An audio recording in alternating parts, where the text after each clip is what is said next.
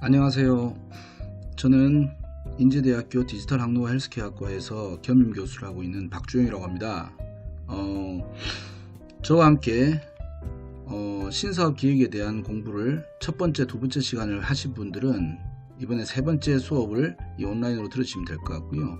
혹시나 앞 수업들을 안 들으신 분이 계시면 반드시 앞에 순서대로 1번, 2번 수업을 듣고 반드시 와주시기를 간절히 바라겠습니다.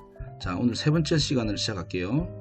신사업의 기획이라는 것은 다시 한번 말씀드리지만 크게 신사업의 후보를 발굴하는 과정, 그 단계, 그 다음에 신사업을 선정하면서 그것에 대한 전략을 수립하는 단계, 이렇게 크게 두 가지로 나눠서 일을 해볼 수 있습니다.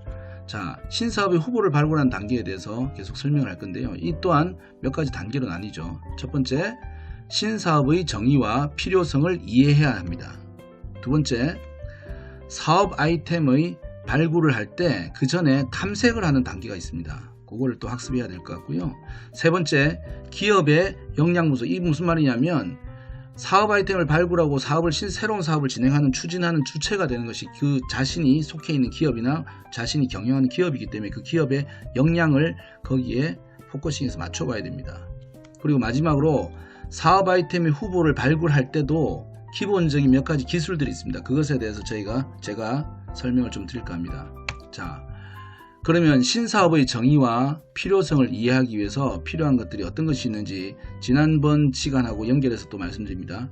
사업이란 엔진으로 힘을 얻는 기업이란 생명체에 대해서, 기업에 대해서, 그리고 사업에 대해서 제가 의미를 좀 전달해 봤습니다. 두 번째는 창업을 해서 새로운 사업을 하는 것과 신규 사업을 기존 기업에서 하는 것, 그렇게 단순하게 정의는 되어 있지만 그것을 또 다른 의미로 설명을 했었죠. 두 번째 시간에. 자, 이제 세 번째, 기업은 신규 사업이 왜 필요한지, 기업에게 신규 사업이 필요한 이유가 있을 거 아닙니까? 그것을 오늘 이 시간에 세 가지 정도 챕터로 진행하려고 합니다. 첫 번째는 기업에게 사업이 필요한 이유에 대해서 제가 설명을 좀 드릴 거고요. 두 번째는 기업에게 신규 사업은 꼭 필요한지, 정말 필요한 것인가 라는 필요성에 대해서 저희가 한번 나눠볼 거고요. 얘기를. 세 번째, 신규 사업이 기업 내에서 하는 역할은 또 어떤 것이 있는가, 그것에 대한 기능적인 것을 좀 분석해 볼까 합니다. 자, 그럼 첫 번째, 기업에게 사업이 꼭 필요한 이유에 대해서 설명하겠습니다. 기업을 사업의 엔진과 에너지로 움직이는 생명체라고 제가 표현했었죠. 그렇다면 과연 정말 사업은 기업에게 어떤 역할을 하는 것인지 정리해 보고자 합니다. 자, 첫 번째로 경제적인 목표를 달성하기 위한 필수적인 요소입니다. 기업은 수익을 창출하는 것이 궁극적인 존재의 의미입니다. 그것을 실행하는 수단과 과정이 바로 사업이기 때문에 이 부분은 더 이상의 설명이 필요 없을 것 같습니다. 두 번째, 시장 경쟁력을 확보하는 데 중요한 역할을 합니다. 일반적으로 기업은 제품이나 서비스의 특징, 품질, 가격, 마케팅 전략 등을 개발하고 조정하여 시장에서의 경쟁력 우위를 확보하기 위한 노력에 최선을 다하게 됩니다. 이 부분에 있어서 기업의 사업은 시장에서의 차별화를 위한 중요한 역할을, 사실은 그것이 다죠. 그 역할을 부여받게 됩니다. 세 번째, 사업이란 것은 기업이 혁신을 추구하고 지속적인 성장을 이루는 데 도움을 줍니다. 새로운 제품이나 서비스를 개발해서 시장에 도입함으로써 시장의 변화를 리딩하고 때로는 시장의 변화에 대응도 하면서 좋은 기회를 포착하여 경쟁력을 높이게 됩니다. 어찌 보면 지금 제가 얘기하는 것이 너무나 당연한 내용일 수도 있겠지만 이런 역할을 위해 요구되는 사업의 현실적 역할을 고려해보면 간단하지 않은 내용일 수 있습니다. 경제적인 목표를 달성하는 사업, 시장에서 경쟁력이 확보된 사업, 그리고 혁신과 지속 성장을 가능하게 하는 사업을 만들어내는 것이 그렇게 쉬운 건 일일까요? 직접 만들어 본 경험자의 입장에서 보면 생각만 해도 머리에 쥐가 날 것 같습니다. 그러나 세상의 수많은 기업들이 이를 위해서 노력하고 있고 운 좋게도 이미 그런 사업을 완성한 기업들도 셀 수 없을 만큼 많습니다. 기업에게는 사업이 반드시 필요합니다. 좀 더 정확히 표현하자면 제목만 존재하는 사업이 아니라 돈 버는 사업, 경쟁력 있는 사업, 혁신적이고 지속 가능한 사업을 필요로 하는 것입니다.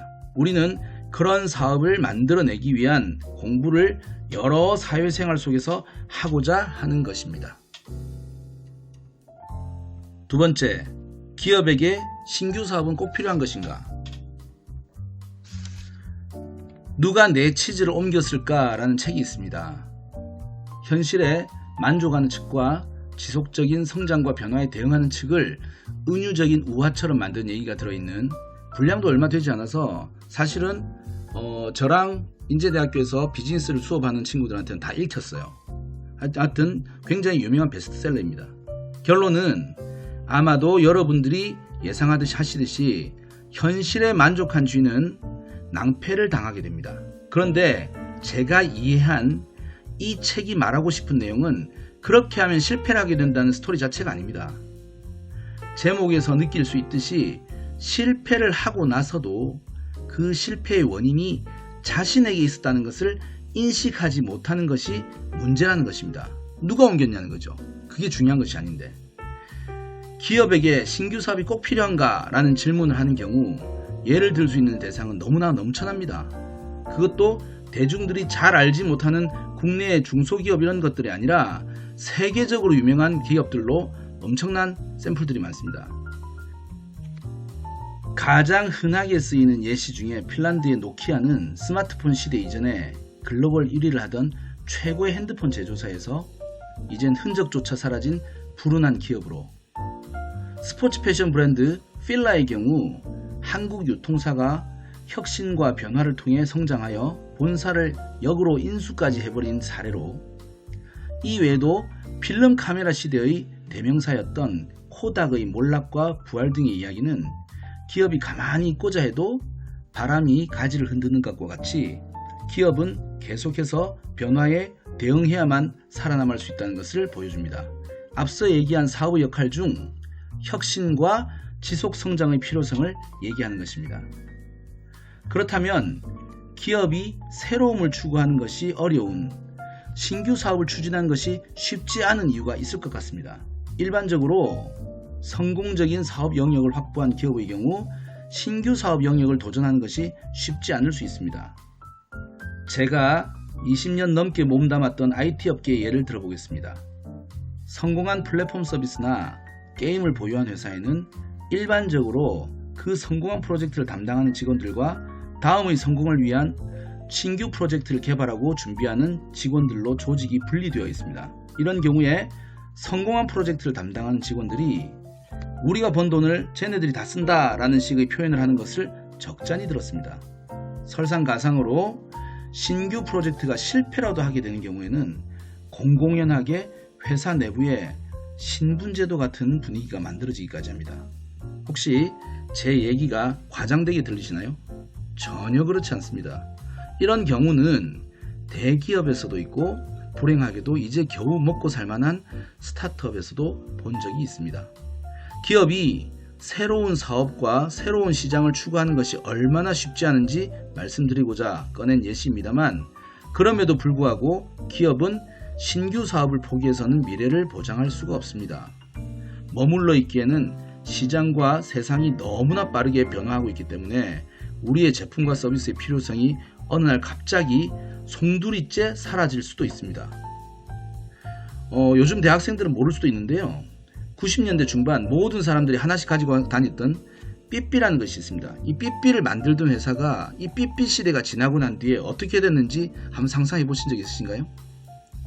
아마 어떤 정보에 빠른 학생들이라면 그 뒤에 이게 얼마나 재밌는지 아실 수 있는데, 제가 간단하게 설명드리면 90년대 삐삐를 만들던 회사는 삐삐의 시대가 사라지고 자신들의 제품이 필요 없는 물건이 된 이후에 그 기술을 그대로 가지고 여러분들이 지금도 커피숍에 가면 사용하고 계시는 이 바로 진동벨이라는 것을 개발했습니다.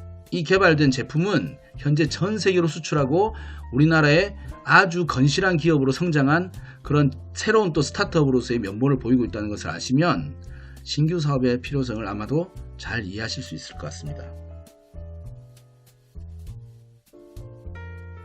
신규 사업이 기업 내에서 하는 역할은 과연 그럼 무엇일까요? 기업에게 신규 사업이 필요하다면 신규 사업을 통해 기업이 얻을 수 있는 이점은 무엇일까요? 과연 이번 기회의 주요 내용을 한번 같이 정리해 봅시다. 첫 번째, 사업의 다각화와 리스크 분산의 효과를 들 수 있습니다. 단일 사업 영역에만 의존하는 것에 비해 다양한 사업 영역을 확보하는 것이 안정적인 경영을 하는 데 도움이 될 수 있다는 것은 당연할 것입니다.